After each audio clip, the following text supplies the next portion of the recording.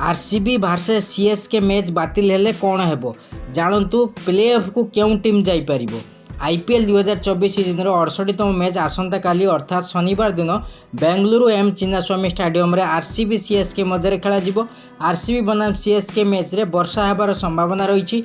एभली परिस्थिति रे प्रसंग माने जानिबा को बहुत आग्रही जे जदि बेंगलुरु बनाम चेन्नई मैच मध्य वर्षा जोगु धोई जाए तेबे केउं दल प्ले ऑफ पाई टिकट पाइबो।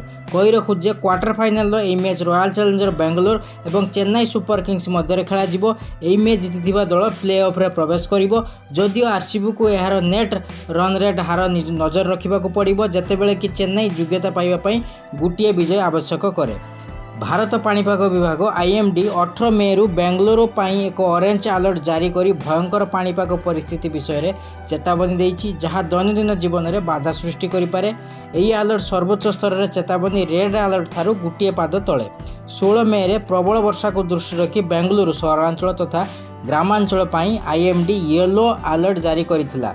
एक्यूवेदर अनुसार 18 मे रे बेंगलुरु रे 70 रु 80% वर्षा हेबार संभावना रही। वर्षा जो रॉयल चैलेंजर बेंगलुरु बनाम चेन्नई सुपर किंग्स मैच जदि बातिल हुए तेबे सीएसके प्ले ऑफ पाई टिकट पाइबो।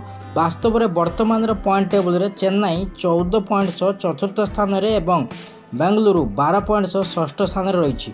जदि आरसीबी बनाम सीएसके मैच बातिल हुए तेबे उभय दल मध्य गोटे पॉइंट लाखाए पाइबे। एही क्षेत्र में सीएसके 15 पॉइंट और आरसीबी 13 पॉइंट पाइबो। एही परिस्थिति रे चेन्नई प्ले ऑफ टिकट पाइबो।